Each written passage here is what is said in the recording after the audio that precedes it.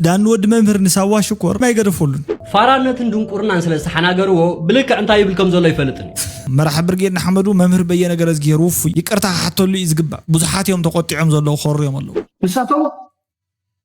اتخاب زلو حسمه ابوتاتي فطرت هاجر يميلكات مكحت خونكا نمنتاي خا تصباي تخون كمزي يقدف زغبرو نحنا انت زي غزيناك حساب وعل برجينا حمدون ما اخلاي منغست ايثيوبيا نسي انتايو نمنتاي علامه ايو نصور زي كونه باخينو وي كامهمينو طفيو مسلك ايلا مدهن نسلطنا غرماي حاتيتاتو تايو تسممنا نمنتاي لاو زي يغبر سيدي برجينا حمدو مش منغست ايثيوبيا ጉዳይ ማለት ተዛረበ ተሆነ ጉዳይ ተጠቃምና ይተዛረበ ኢሳያስ ዘርአ ወድ ዘርአ ካብ አሜሪካ ብጣዕሚ ዘደንቕ ዘረባ ይዛረብ ዘሎ زايد حمد حيزا يتفلتني ابز امريكا خبد مس ما خبد نعطو አሰና ቲቪ ከይዱ ነቢሑ ማለት እዩ ኣብ ማእኸል ኣብ ዘይኮነ መስመር ከም ዝወደቀ ዳርጋ እንዳተረደ ይመስለን በቃንዱ ልኡላውነት ሃገር ዝበሃል ጉዳይ ቀይሕ መስመር ኸውን ክፈላሉ أول محسي يخصم يخلني يقولنا እሱ محسي አይጽመንሱ አይኮን ማሕረስ አይኮን ኤርትራውያን ንኒውካስትል ይፍክሩ ላለው መንግስትና ለአሜሪካ ይጠንቅቃ ንሕና ኻን ኒውካስትል ነጠንቅቃ ክዕልለኩም እንደ መጽ ምክንያቱ ስለዝናፈቅኩም ክቡራትን ፍትዋትን ተኸታተልቲ ሽደን ሪአክትስ ዋን دحنا نقنيكم دحانينا مچم اسخا خملخ انا እግዚአብሔር መስገን ሰላም አለሁ ሓደ ግዜ ታይደ ዝገብር መሲልኩም ቀደም ብፍላይ ከንብብ ወይ ዝኾነ ነገር ከም ሐሳብ ምጽእ እንድሕርዳ አይሉኒ ግጥሚ ይጽሕፍ ነይረ ቀደም ማለት እዩ ቀደስ ይብለንሞ ዝኾነ ግጥሚ ይጽሕፍ እጅት ግጥሚ ክትሰምዑ ለይደል ሓደ ግዜ ንባዕለይስ ጽቡቕ ዝኾነ ይኸውን ሰባት ሳይኾውንን ይብል ጽቡቕ ተኾይኑ ጽቡቕ ይዝብል ርእታዊኹም ተዘይ ኮይኑ ቅድም ናፍቲ ቪድዮ መኻድና ዝኾነ ፌክ ኣብለልኩም ሓደ ክልተ ይዝብል ሓደ ክልተ ደቂ ሓንቲ ምሸት ጽፋያት ስጋ ዘርኢ ዛንቶኦም ክልተ ኣብ ሕሉፍ መጻኢ ካብ ሓደ ማይ ንጻል መንፊት ኣምላኽ ዕድል ነቲ ሓደ መሊኡ ነቲ ሓደ ይጎድል መዓልቲ ኣይትበሉ ሃለዎን እናቱ ሓደ እዩ መዓልቶም ክልተ ማናቱ ብዙሓት ሰባትሲ መዓልተይ እዩ መዓልተይ ኮይኑ እምበር ከምዚ ኮይነ ገለ ይብል ግን ብመዓልቲ እንድሕር ዳ ኮይኑ ማናቱ ሓቢሮም እዮም ዝውለዱ ግን በቃ ዳ ሰማዕኹማ ማለት ተዳሊኹም ደጊምኩም ደጋጊምኩም ስምዕዋ ሓጻር ግጥሚ ብጣዕሚ ጽቡቕ መልእኽቲ ኣለዎ እንተኾይኑ እስኪ ኣብናታትኩም ቦታ ሪኢቶ ገደፉ ለይኹም መን ኩሉ ኩላምሉ ማለት ኢና ናይ ሎም ዓንቲ ቪድዮ ሒዘኩም ክሰግር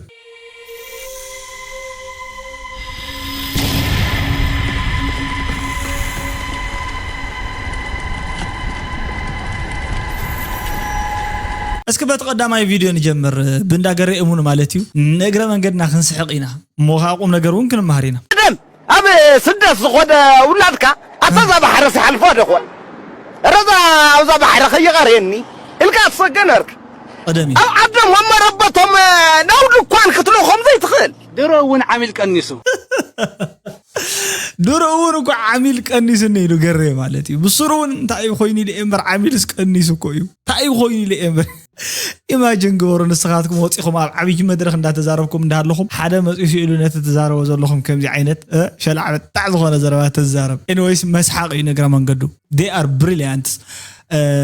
I really know how they craft the comedy በጣዕሚ እዮም ዝኽእሉሉ ማለት እዩ በጣዕሚ እዮም ዝኽእሉ ከምዚ ዓይነት ድራማ ዝሰርሑ ወይ ከዓ ናይ ጥበብ ክእለት ዘለዎም ሰባት ናሰማዕና ምዝንጋዕና ነቲ ህዝቢ ከዓ መሃራይ ብዝኾነ መንገዲ ምንጋሮም ኣና ናታቶም ግዜ ምህላዊ ናይ ብሓቂ ነገረኩም ሕጉስ እየ ነገርኦም ብጣዕሚ ደስ ካብ ዝብል ድራማ ዘቕርቡ ሰባት ሓደ እዮም ምሁራት እውን ብጣዕሚ ማለት ነቲ ዓውድሲ ፈሊጦም ዝተረድኡ ሰባት እዮም እሺ እስኪ ታይ ማለት እዩ መንግስት ታይገብርኔ ወቱል ህዚ ኣነ እኳ መንግስቲ እዚ አክገብር ይላ ይጽበን አዎ ከገብራ ዝግባ ግን ሓንቲ ነገር አላ ጥራሕ እዛ ጸገም እዚ አኽሩዱልና ብዘይ አጃዊ ይخዱ ተተታይዞም ጸገም ይውሉን ክነዋጠሎም ኢና ጥራሕ ግን ታጸገምና አኽሩዱልና ብዘይ አጃዊ ይخዱ እዩ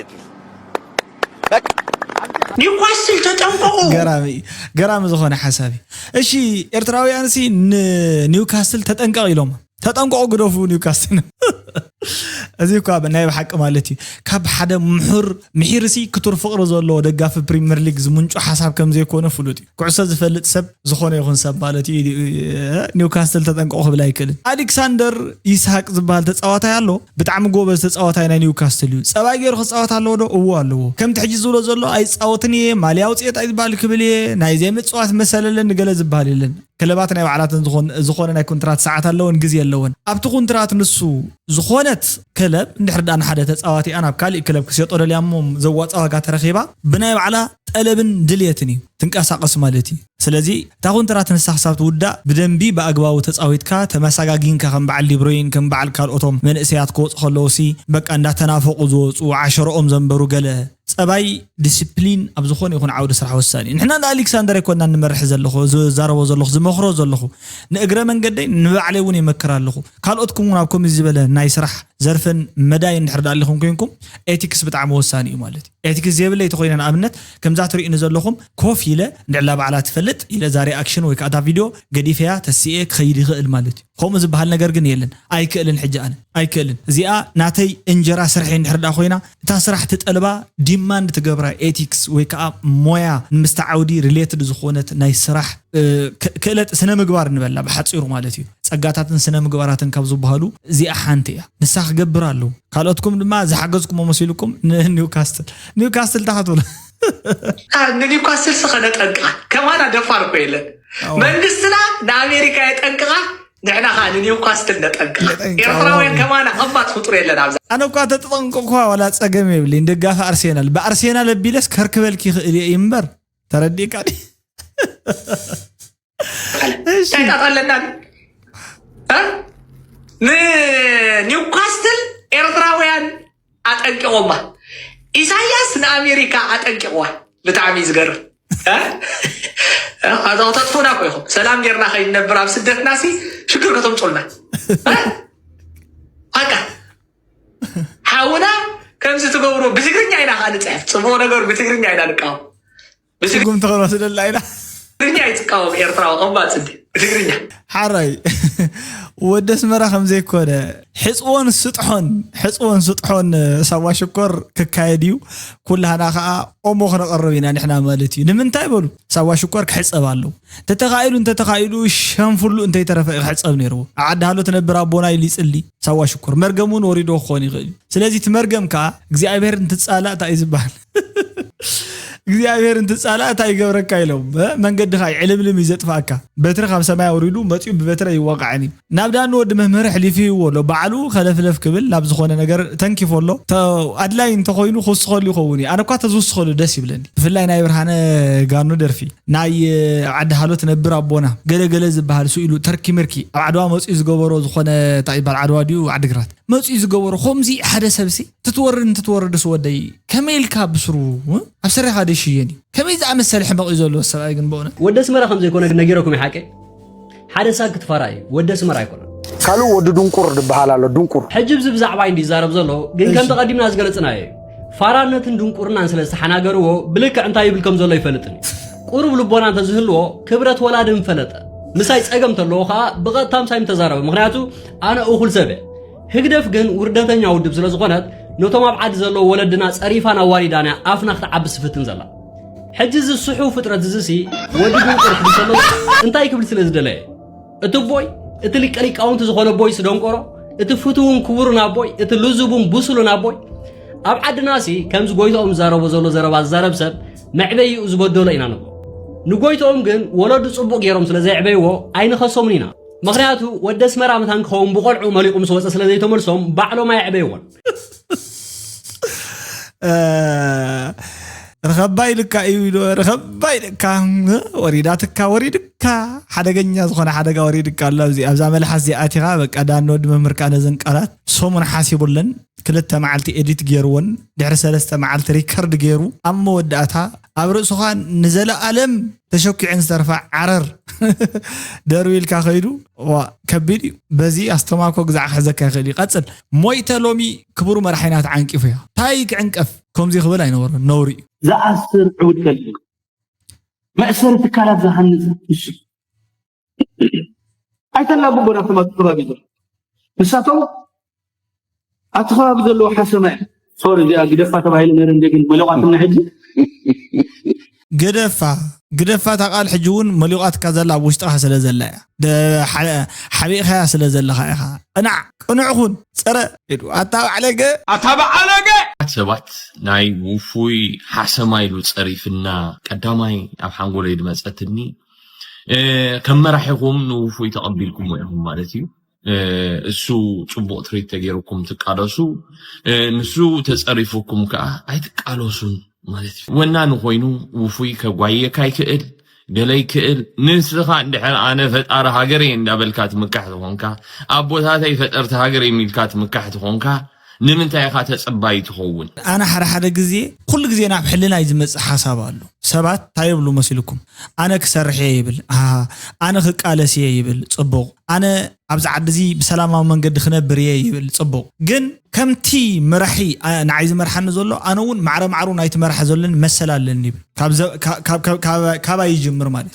ሓደ እዩ انا መሰል ይብልኝ ናብነት ወጽየ መግለጽ خب انا መሰል ይብልኝ ግደፎም መግለጺ ህዝብ ተዘይመሩ ይጽን ማለት እዩ ንኽምረጥ መሰል ይብልኝ ማለት ያቆንኩ ግን ዝኾነ ዘረባ خزارب ተለኹሲ ንምንታይ በዓለይ በትናተይ መንገዱ ዘሎ ኸይደ ዘይቃለስ ይብለካ በትናይ ዓልኻ መንገድ ተጥቃለስ ከመገርካ ተቃለስ ናይ ዓልኻ መንገዲ ክንደ መንገድታት ይልወካ ማለት እዩ 10 ሚልዮን ተለዋት ዓድስ 10 ሚልዮን መንገድ ናይ ቃልሲ ፈጢርካ በበይንኻ ተቃለስ ትውዕል ሆም ዝባል የለን መሪሕነት ዝባል ፈተኻዮ ጸላኻዮ መራሒ ተወዲያ ቆንዕዲኔ ሕማቅዲኔ ንሱ ዲ ዝመርሕ ወንሱ ዝመርሕ ንሱ ዘውጾ ፖሊሲ ዲ ዝመርሕካ በቃ ብኢኻ ትምራሕ ኮሚልካ ከምዚ ዓይነት ናይ መምራሕን ተመራሓይን መራሓይን ናይ ምዃን ድሌት የብለይን ባህግ የብለይን ዝብል ሰብ ናፍቲ ቃልስ ተጸምቢሩን ለውጡ ነው የምጽን ካላይካ ዓለቆኛ ኮይኑ ነቲ ስራሕ ይዘብክሩ ማለት ምንም ተፈለየ ነገር የብልን ክትመራሕ ንቡር እዩ ሰዓትካ ክትኽብር ግዴታ እዩ ኣብ ዝኾነ ሰዓት እናተመራሕካ ነርካ ክትመርሕ ድማ ንቡር እዩ ይካል እዩ ግዜ እዩ ትጽቢት እዩ ጽበ ግዜ ምስ መጸ ቡትወጽ ታዩ ትስምምዕ ንምንታይ ላው ዘይግበር ዝብል ጉዳይ ይላዓል እዩ ከመይ ክትገልጾ ሓድሽ ነገር አለ ዶ ስምምዕ ምስ መንግስቲ ኢትዮጵያ ወላ እንድሕርዳኒ ዶክተር አብይ ኣብ ዝበሎ ሰሚናው ኢትዮጵያ 130 ሚልዮን ህዝቢ ሒዛ ብዘይ ወደብ ተጠቃምነት ወይ ብዘይ ወደብ አገልግሎት ክትነብር ኣይትኽእልን እያ ስለዚህ ወይ ዲፕሎማሲ ንሕር ዲፕሎማሲ ኮን ኮይኑ ካላ በሓይልና ውን ዝብል ማለት እዩ ማለት ተዓፂና ወይ ከኣሜትና ሳይነብርና ዝዓይነት እዩ ስለዚህ ኣብ ከምኡ ከይኣተኻ እንታይ ናብ ሓይልን ናብ ካልእና ብዲፕሎማሲ ክትፈትሖ ዝቐለለ ኣማራፅን ወይ ከዓ መንገዲ እንዳሃለወካ ዛዕባ ካልእ ዘዛርብን የብልካ ስለዚህ ብርጌርና ሓመዱ ምስ መንግስቲ ኢትዮጵያ ጉዳይ ባሕሪ ክዛረብ ተኮይኑ ጉዳይ ተጠቃምነት ክዛረብ በዲፕሎማሲ ከብል ናይ ዕዳጋ እዩ ክገብሮ ካብ ሓሊፉ ተሪፉ ግን ስለዚህ ታያ ተረዳትኩም ኣነ ተረዳትኒ ናይ ተጠቃምነት እዩ ስምምዕና እዩ ሓጻርን ኪያንትን ኢሎም ቅጽለቢልና ናብ ወዲ ዘርአና ክንሓልፍ ወዲ ዘርአ እኳ ሓውስ ስሓቅ ዘለዎ የስሐቀን ዘሎ መስኪ ፍዕት ናይ ሰልጠነ ጅግና ዝኾነ ጽብቕቲ ስራሕ እንታይ መሲላትኩም እሺ ዛይዱ ሓመድ ሒዛ ይትፈልጥኒ ኣብ ኣሜሪካ ካብ ድመጽ ማኸም ንዕቶ ይትፈልጡ ቆኒ ከም በሪ ايش نعطيك كبأت ودي كاسي أبي توسع مسيركم تحت العد من على شمال تحت نعوت من على الفلتة نحن سان كلتا نحن محكم يزين برد ايش تفطوا عليكم ان بخبرت تتبهل الله تحت نعوت شرر اللي كان حرويتك اخرك بخبرتي قات صح ايش السبزي كاب نعوت تتبهل كجت وسيو ابراهام كفلاي بيتو كاب حنتي تخاتله تبهل وسيو كمديم غيرهم كيلو مانزا كمبيوتر جرميات بلان تغازره بك اسمر انا بحال كفاراتي مثلا اسمر عبين علم ادراي كداون تغيرنا غلغلنا نتاي كان عقلت منسين هلك شبل بدبلك كل غزي تمصيو مخنيات እሺ كل غزي تمصيو مخنيات زين مدهني كل غزي تمصيو مخنيات سي ንምንታይ ምስትግራጀት ቃልስ ትብልናስ መስመና ንቃልስ ዘለና እዚ ሸፈጥ እዩ ኤኒዌይስ በጌታቸው ረዳ ንቃልስ የለና ትግራዋይ ደኮነኒ ይበለ ትግራይ ትቃልስ ዘለኹ ማለት ሲ ናይ ትግራይ ፖለቲካ አመራርሓ ቅንዕና በስተመልኦ መንገዲ ኣብ ውሽጥ ዓዳትኩም ትቃልሱ ደስ ኣይትቃልሱ ዘለኹም ታኾንኩም እዩ أنا أقول حاجي أيفر دلومن لمن تايزي قالوا سنحر لكم سب تدليرو كم برجعنا حمدو نتعدنا دليل مارو تقبلنا تدسينهم قال أمون حلف حلفوا خيرهم يحزوهم دلو وندامصو هقدف توصلهم للحق أيرو كم حق واتس على تجورو ملا سلازي زصرلو زساقيلو قال نحر كوينو أو مسهم تقالوا سي ولا مني أنا كلاي كان تقالسهم أنا وسانن بياننا يكون أنت هتقبر مسانا زي تقالس تيلي أنا كتحجزن ويكحجزك كاسي حيورنا نقالس يقولوا زغل هذا سب راي قديفكم مس بلصقنا تصرح لهم أميتن سبعة أنت وجاجيلكم ده أنت خجوبرهم دليل بلصقنا مالتا بلصقنا تجاري اللون جيتاچو ردا مغرقتي موراودي سامورايونس هنداودي صدقان بنغلاديشاودي دبرصين طرحدي تግራዋይ ንምንታይ አንፈተ ተስሕቲ የለ ምስተም ደሓን ርእስ ዘለዎም ተጋሩ ሰርዑለው ዘምሕዋት ጠላይና በኤርትራ ይዘሎ በቃንዱ ልኡላውነት ሀገር ዝበሃል ጉዳይ ቀይሕ መስመር ኸውን ክፍል ኣሎ ዝኾነ ኤርትራዊ تناي ديمقراطي حتو ناي فتح حتو ناي حقاونت حتو ناي حزباو سلطان حتو ابتحتي زمص لولاونت هاجر كللو مجمريا توم كالوت نغرات تسعبو انت دا خوين ازين اي بعد اورارغي هم زبحال دلو غدات اندحر مصيو بقى نتيمو مليسي زرسع نتينا ديمقراطي حتو ناي فتح غداي فتيمو كالاي زخون مالتي سلاذ بزمن صرون اندحرنا بحق ناي فتحي ناي لوط تقداسنت هاليونا نتون قدامنتات بغدو سريعنا خنحزوم تنكل علنا يا خبز دلي سميكان مور كون تخيل غلا كون تخيل بقى معبدي ግን እንታይ ብደል ይመስለካ ነቲ ማዕበል ሱቅ ቋጻጽሮ ናይ ሓደ ሰብ ክገብርዎ ደልዩ ዝኻ ከም መጀመርታ በርጌና ሓመዱ ክጅምር ከሎ ረአይና ደብሎ ምቅል ወጹ ደልዩ ቋጻጽሮ ደልዮም ባውራጃ ገሊያ በኤርትራውነት ገሊያ በገለመለ ነታ በርጌና ለሓመዱ ክትማቀላ ደልዩ ሕጂ እንታይ ይመስለካ እዚ ካልኣይ ግዜ ከም ህዝቢ ማዕበል ከተልዕላ ይትል ትርዳና ከብለካ እቲ ማዕበል ተልዕሎሲ ፕሮቴስት ትገብሮ نا common ground لك protesting يرز ناي بجدنا حمد نزق انت بدي مسلك انا تسب نحنا انا نجزاك لك كم يقدر تجبره نحنا انت زي جزينا حساب امس يوم كنت حساب الرادار يوم كنت اباي تاخذ جوز كتنو نحنا انت زي جزيناك نا انا زيات زي كان يعلق اسرات زي كان يقدر فيها نتصمدو خن كل زخولو اكلات አለው بعد سلطنه بعد بينه بعد قلملز بحالو زوم كيروس ودو بعد انا بعد سلطنه بعد بينه بعد انا بلو الله نم انت نكون القايل يسوي بعد كيروس بعد ميروس አታዚ ራስ ማለት ይበቃ አካል ዋና ናይ ጽምዶ አካል ኮይንስ እዚ ናይ ሰላም አካል ኮይንስ ባዕለ ሰልጠነ ናይ ጽምዶ ምሕንኮልቲ ተዋሂሎም ትጽውዕ እኮ ይሕዝነና አነ ማለት ከምዚ እዚ ታይ ዛረብ ግን ብስሩ ታይ ተሰምዑ እስከውዚ ነዚ ናይ መንሽሙ ሚዲያ ተሰምዑ ናይ ሓውና መን መሽሙ ቴድሮስ ናቱ ሚዲያ ተሰምዑ እንታይ ተሰምዑ ባ ታይ ብስሩ ፍር ሓሳብ ተረኸቡ ደኾን ተኾኑ ጽቡቕሽ ንዓልኻ ዝኾነ ኣወል ማሕሲ ይኽጽመደ ይኽእል ይብለና زي اخن ترول لنا ناسكي بعد يكون ولا بتيجا يكون السو ما حسين ايصمدس ايكون محرس ايكون نزل يكون ايصمدس لمن كنت صمد دلس تقراون شعبيان كل لبا ما يركبين يبقى كم شعبيان كهم هم كان تقراون شعبيان كل لبا ما يركب شعبيان من ان شاء الله سياسه فرق شعبيان من نسا حزب يو غلغل شعبيا مالت حزب مالت يو بعقانق عربي يو غلغل اختردو نسخا بقى يسياسي درق مساله درق يلي anyways ما لو ما عند فيديو نزي يمثل ساموداتا مدب مساي صنيحكم اموداتا دما رئيتوهم يهبكم كومنت غيركم سبسكرايب غيركم نت شانل استفلي رئيتوتات اندحبكم سلتخدو مالتي بتعام اذا مسكن سبسكرايب لايك كومنت شير بمغبار ناب كالو تباصحو يخم نت مدب حجوم بتعامي وسنت زبالو علالاتن قوم نجر زلوم تحسوتاتن حيزلكم كمصي اب قصال يرخبنا صباح دبره تابوريو بروخ بعالي يغبرلكم اوف كورس ناي دبره تابور تذكرون نافقوتاتن كل خم زلكم يفلط ياب سفر لي عدنت نبر سبات بملخم سلازي مسبيه تسوكم تداولوا ترادادوا تبلوا عمت كون مالتي ناي سلام عمت كون انا سناي دليتين بهاجين تمنيتين كغلصلكم يدلي لوام قن كونلكم كايمنه صصبو اسمعنا تشاو نحن حضروتا good light نحن حضروتا حواتي ما نطيب